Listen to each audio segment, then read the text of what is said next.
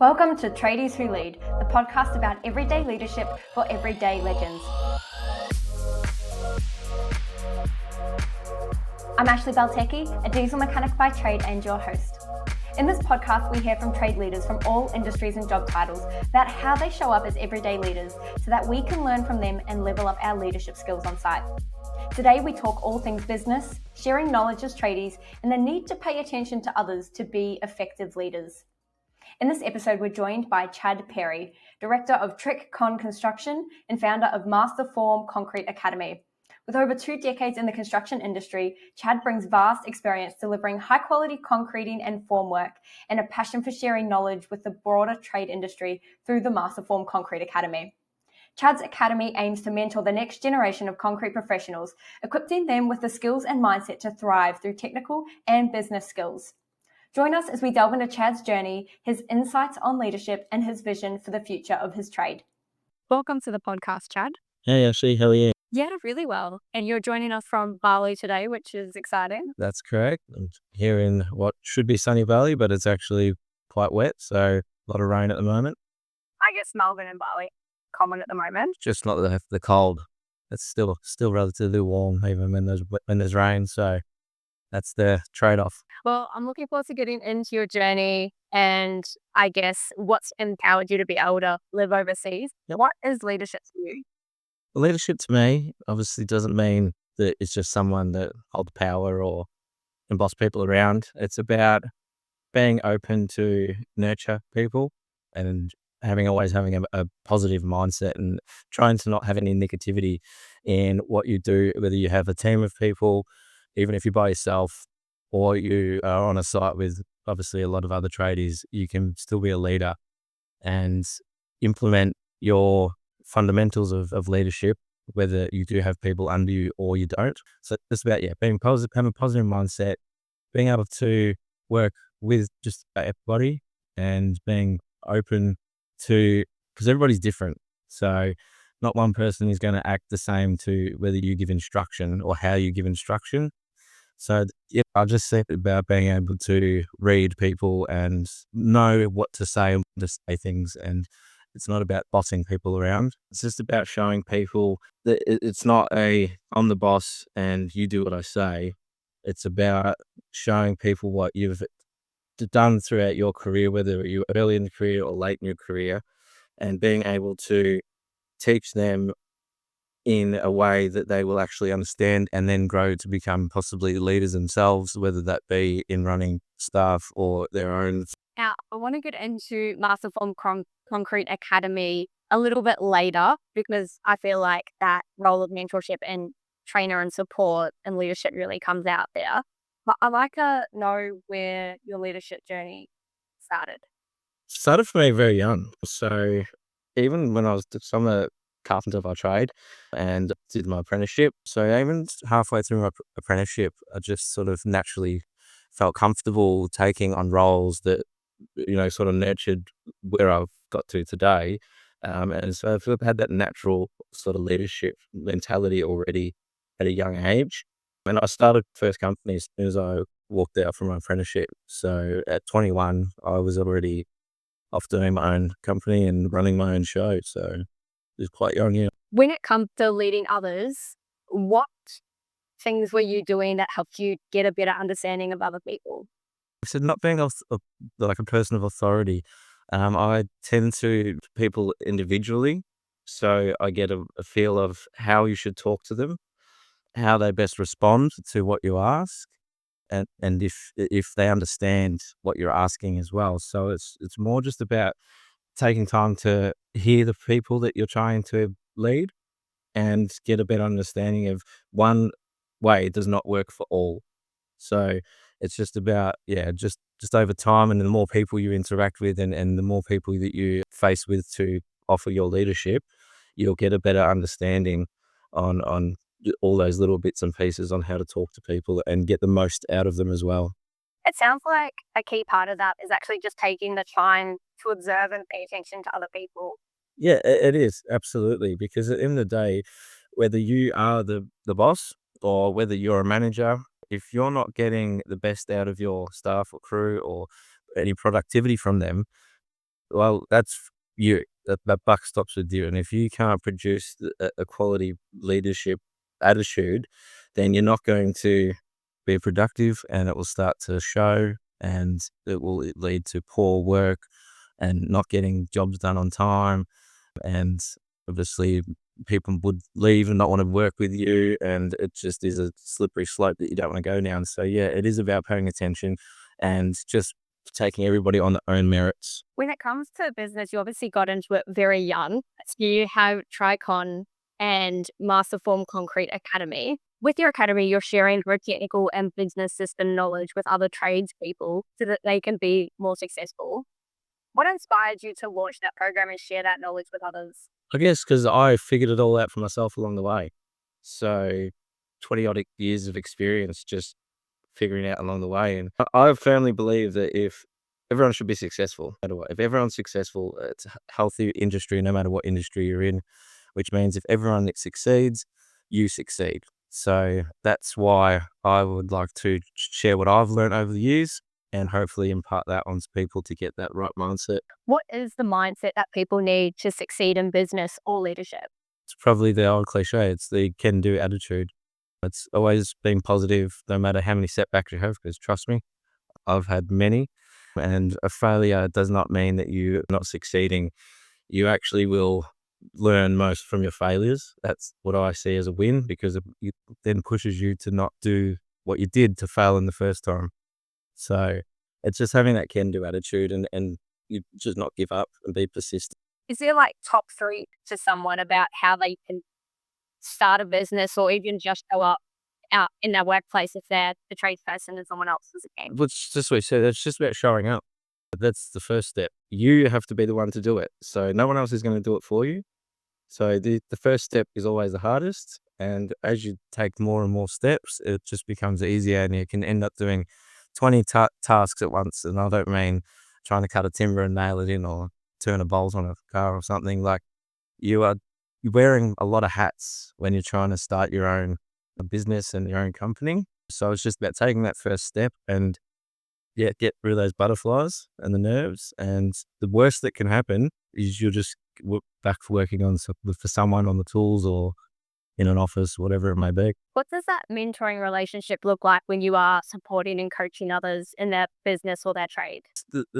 You get obviously productivity for one from everyone, but you get much more happier work-life balance as well, because if everyone's feeling fulfilled and that they actually feel like they're getting somewhere, it's just a better place and better people to be around when everyone is happy. It sounds like you really care about the impact you have on other people and obviously having a positive impact on others. How do you see the current culture in the trades community, whether that's in the carpentry trade or the broader trade community? Yeah, well, thankfully, I've been a part of a lot of different construction sites and trades and things like that, so seen quite a bit. Probably, like, it's not quite 50-50. I would say at least 60-40, where 40% of everything is quite good. And we do find your people like myself where we would freely teach and mentor, and whether it's 1 minute of my time or a day, whatever it may be. But for the rest, there's that stigma that we share knowledge, that you're giving up something that you think you've gained when someone's probably taught you yourself. And then they think by holding on to it, "Oh, I'm going to be more successful. I'm going to have more money. I'm going to be more profit." And I think that's just something that we've got to try and get rid of that in the industry. Really taking on that spirit of being collaborators and that there's enough space for all of us to succeed. Absolutely. There's plenty of space. When it comes to launching the business for yourself, what has that kind of led you to in your own life? It opens us a lot of doors, because you start networking with people that you would never normally do outside of your 9 to 5. You make a lot of new, I don't want to say friendships, some friendships, but a lot of people that like-minded like you or myself, and you just can bounce off each other with ideas, because they're in the same boat. They're on that mindset of being positive and successful, and everyone just wants to help each other. So a lot of doors open, and you meet people that you might only talk to once or so often, but you go, "Oh, I remember that person. I'll reach out to them because I need something like this for my business." And so it's just that continual roll on of everyone that has support and that connection and that network. I've definitely found that the online world has created a trade community that is very virtual in that network. Has that had a big role in your community and your network? Yeah, so look, Masterform's still relatively new. We've only launched a couple months ago. So it's kind of still new to me doing online and everything like that. But it is great because you like a lot of feedback from people is like, love what you're doing. No one's doing this. Like, awesome to see what you're doing and love to learn more. So there's a lot of positive feedback, and can connect with anybody around the world. Like, we get a lot of people from Canada as well that are super interested in what we do down here in Oz. Well, not I'm saying I'm in Bali, yeah, but in Oz. And so, yeah, like, it's worldwide. Like, I'm not, keeping it just to Australia. Like, it's a whole world out there, and we can connect like that these days. So, This might be a little bit of a curly question because I do think value at technical skills more than at people skills. But from your experience as a leader and a business owner and showing up online, how do you think that they both play a role in being an everyday leader? obviously, fundamentally, skills that you to do work and physical stuff is obviously important. But without people skills, you're really not going to be a leader because you're going to have no one to lead, or no one will want to learn from you. So yeah, it's about finding that balance. And if you're not a real people person, but it's something that you want to, strive towards to have your own businesses or whatever it might be, that you just got to just do one, talk to one person at a time, and you'll slowly start to see how you talk to different people, and that you don't have to be specific with a set standard of rules because everyone is different. So you'll slowly learn that you can become a people person. And yeah, it's just about, like I said earlier, taking that first step. And once you take that first step, everything else becomes a lot easier. I know you said you've been on your journey a lot, like teaching yourself and kind of figuring it out as you go. Do you have any real mentors on your journey in either business? Yeah, so a really good one was when I did start my apprenticeship. Actually, the very first day, his name was Brian, and he's a carpenter.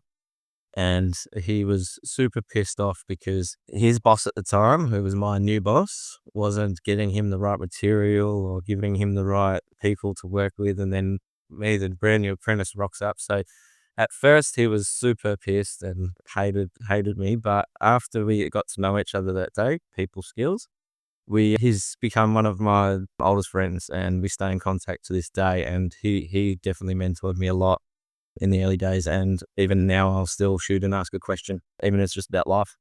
So that was a good one to have for myself. Yeah. It's really powerful, and I definitely know I've experienced that as well. That there's so much to know that we very rarely call. So knowing who that person is that you'll call when we get stuck creates a sense of safety of, well, we're okay to figure it out, even if we don't know the answer right now. Yeah, absolutely. And that's another thing too.